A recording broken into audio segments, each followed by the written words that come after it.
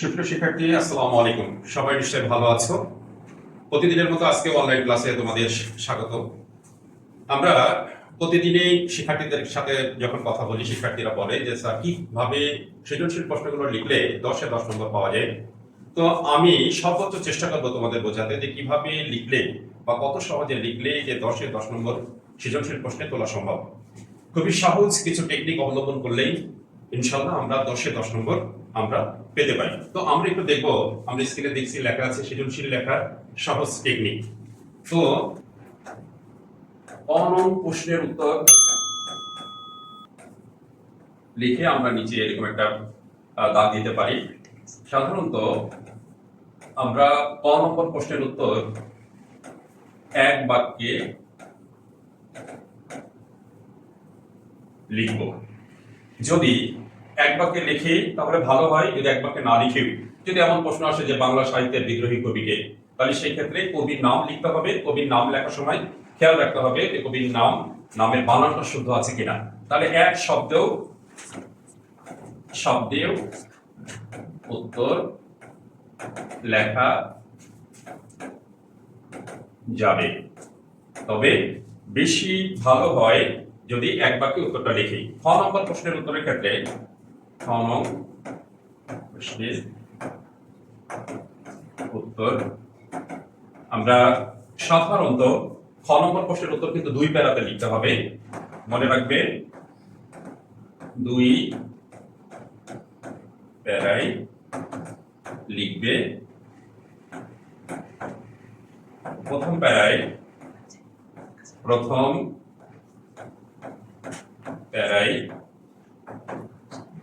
যেটা করতে হবে, জ্ঞানমূলক অংশটি লিখতে হবে। জ্ঞানমূলক অংশ লিখবে। এখন কোনো কারণে যদি খ নম্বর প্রশ্নের জ্ঞানমূলক অংশটি যদি ভুল হয়ে যায়, তাহলে কিন্তু এখানে খ নম্বর প্রশ্নের উত্তরটি তখন নম্বর কিন্তু 0 নম্বর পাবে। অর্থাৎ জ্ঞানমূলক অংশটি অত্যন্ত গুরুত্বপূর্ণ এবং বুঝে চিন্তা ভাবনা করে এটা লিখবে। দ্বিতীয় প্যারায় তো এখানে একটু মনে রাখতে হবে, প্রথম প্যারা জ্ঞানমূলক অংশ আমরা এক বাক্যে লেখার চেষ্টা করব। এক বাক্যে লিখবে। দ্বিতীয় প্যারায়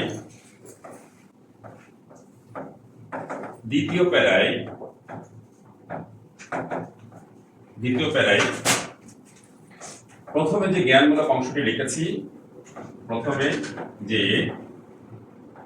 জ্ঞানমূলক উত্তরটি লিখেছি তা ব্যাখ্যা করব। মনে রাখতে হবে যে গল্প বা কবিতা থেকে এই প্রশ্নটি পরীক্ষায় এসেছে, সেই গল্পের আলোকে, তাহলে গল্প কবিতা ও গল্পের আলোকে দ্বিতীয় প্যারাটি ব্যাখ্যা করতে হবে। তাহলে খ নম্বরের প্রশ্ন আমরা 2 প্যারা লিখব। প্রথম প্যারায় জ্ঞানমূলক অংশ লিখতে হবে, সেটা এক বাক্যে লেখা যাবে। দ্বিতীয় প্যারা অবশ্যই জ্ঞানমূলক অংশ যেটা লিখেছি সেটা আমরা ব্যাখ্যা করব, তবে কবিতা গল্পের আলোকে সেই ব্যাখ্যাটা লিখতে হবে। তবে আরেকটি প্রশ্ন, সাধারণত এটা আরো ভালো দেখা যাবে যদি আমরা দ্বিতীয়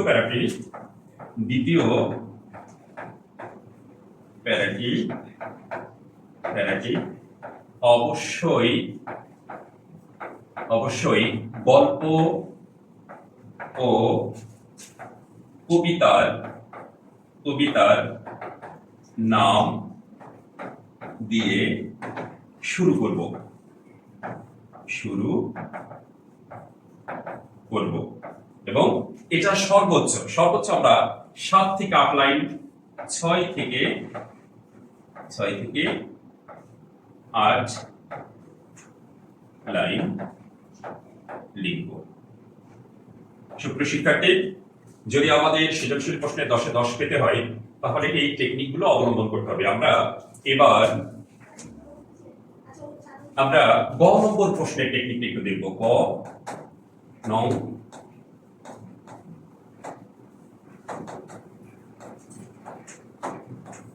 প্রশ্ন সাধারণত আমরা ক নম্বর প্রশ্ন দেখলাম যে এক প্যারা লিখতে হয়, খ নম্বর প্রশ্নটা আমরা 2 প্যারা লিখবো, গ নম্বর সাধারণত 3 নম্বরের প্রশ্ন, অর্থাৎ আমরা 3 প্যারা লিখবো। তাহলে প্রথমে আমরা লিখে নিব গ নং সাধারণত 3 প্যারা লিখতে হবে, 3 প্যারায় লিখতে হবে। তো প্রথম প্যারায় যেটা আমরা লিখব, প্রথম প্যারায়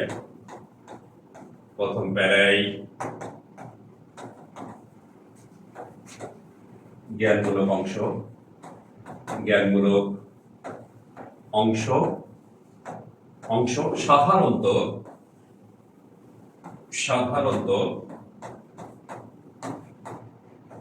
উদ্দীপকের সাদৃশ্য,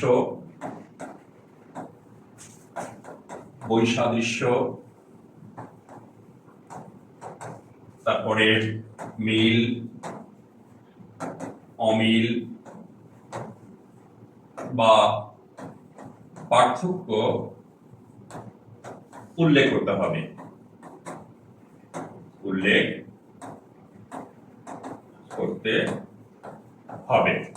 তো এখন প্রথম অংশে যদি প্রথম প্যারায় যেটা বলেছি জ্ঞানমূলক অংশ থাকবে, সেখানে কি থাকতে পারে? উদ্দীপকের সাথে তার সাদৃশ্য, বৈসাদৃশ্য, মিল, অমিল, পার্থক্য এগুলো থাকতে পারে। তবে মিল, অমিল যদি থাকে বা পার্থক্য থাকে বা সাদৃশ্য, বৈসাদৃশ্য, সেই ক্ষেত্রে অবশ্যই প্রথম প্যারায়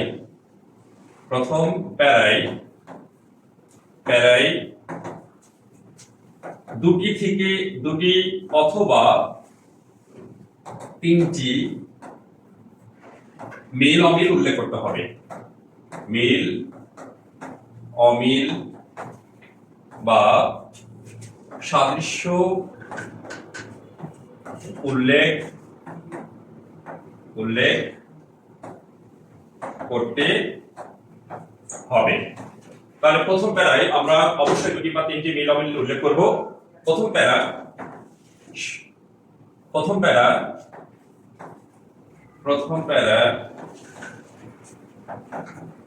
2 থেকে 2.5 লাইন লেখা যাবে। তারপর দ্বিতীয় প্যারাটা শুরু হবে, দ্বিতীয় প্যারা গ নম্বর সাধারণত 3 প্যারা লিখবে। তো প্রথম প্যারার বর্ণনাটা আমরা দিয়েছি। দ্বিতীয় প্যারা যেটা আমরা করব, উদ্দীপকের আলোকে গল্প ও কবিতার মূল বক্তব্য বা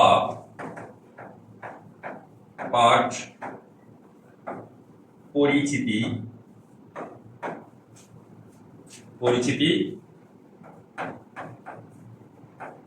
উদ্দীপকের সাথে সামঞ্জস্য করে আলোচনা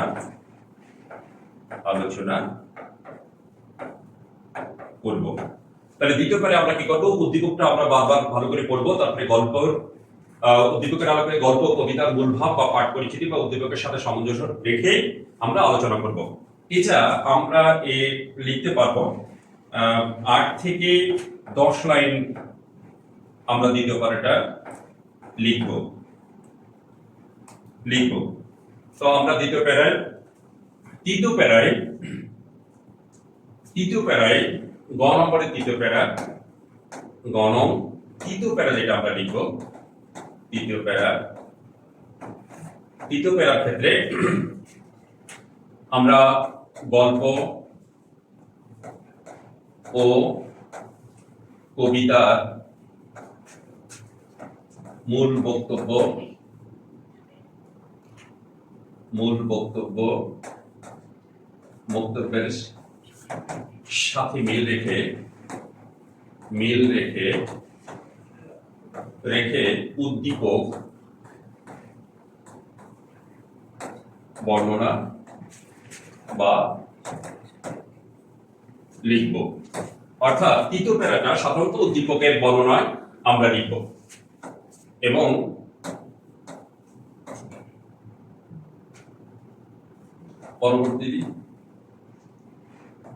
পরের অংশে আমরা নিজের মতামত ও সিদ্ধান্ত লিখব। এটি 8 থেকে 10 লাইন লেখা যাবে। গ নম্বর প্রশ্নের লেখাটা শিখলাম। আমরা এখন ঘ নম্বর প্রশ্নের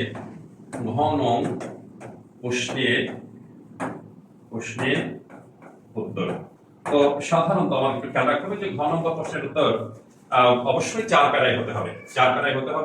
গ এর মতো প্রথম প্যারা, দ্বিতীয় প্যারা, তৃতীয় প্যারা মিল থাকবে। এবং তো আমরা যদি এরকম বলি, প্রথম প্যারায় ঘ নম্বরে সবসময় উল্লেখ থাকে উক্তিটি যথার্থ বা যথাযথ, তারপরে মন্তব্যটি প্রাসঙ্গিক।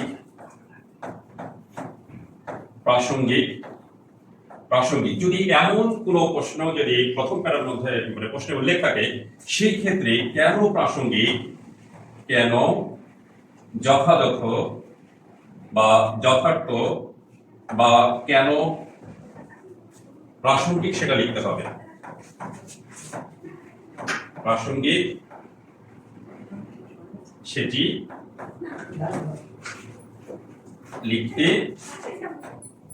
লিখতে হবে। তাহলে প্রথম প্যারায় আমরা যেটা করব, যে উক্তিটি কেন যথার্থ, কেন যৌক্তিক, কেন প্রাসঙ্গিক সেটি অবশ্যই লিখতে হবে। এটি 2 থেকে 3 লাইনের মধ্যে লিখতে হবে। 3 লাইন লিখবে। দ্বিতীয় প্যারা আমরা গল্প ও কবিতার মূলভাব,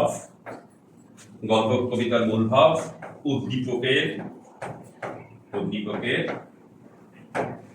আলোকে ব্যাখ্যা করব। সর্বশেষ এটিও আমার 8 থেকে 10 লাইন লিখব। আমরা তৃতীয় প্যারা যদি বলি, ঘ নম্বরের তৃতীয় প্যারা উদ্দীপক গল্প ও কবিতার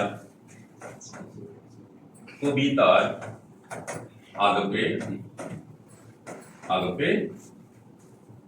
ব্যাখ্যা করব। চতুর্থ প্যারায় একটু খেয়াল রাখতে হবে। চতুর্থ প্যারাটা ঘ নম্বর প্রশ্নের জন্য অত্যন্ত গুরুত্বপূর্ণ। আমি আগে যে উত্তরগুলো লিখেছি সেগুলোর একটা পরিসমাপ্তি এই প্যারাটার মধ্যে থাকবে। অর্থাৎ উদ্দীপক ও গল্পের আলোকে তোমার মতামত ও সিদ্ধান্ত 2 থেকে 3 লাইনের মধ্যে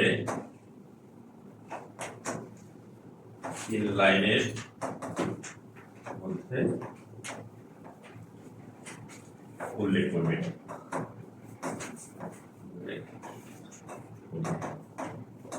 তো সুপ্রিয় শিক্ষার্থী, আমরা সৃজনশীল লেখার সহজ টেকনিকটি একটু দেখলাম। যেসব শিক্ষার্থী সৃজনশীল প্রশ্ন সহজে লিখতে পারো না, যদি আমার এই টেকনিকটা তোমরা একটু ফলো করো, তাহলে সহজেই কিন্তু তোমরা সৃজনশীল প্রশ্নের ক্ষেত্রে সর্বোচ্চ 10-এ 10 নম্বর পাওয়া কিন্তু সম্ভব ইনশাআল্লাহ। আজকে এই পর্যন্তই। সুপ্রিয় শিক্ষার্থী, সবাই ভালো থাকো, সুস্থ থাকো।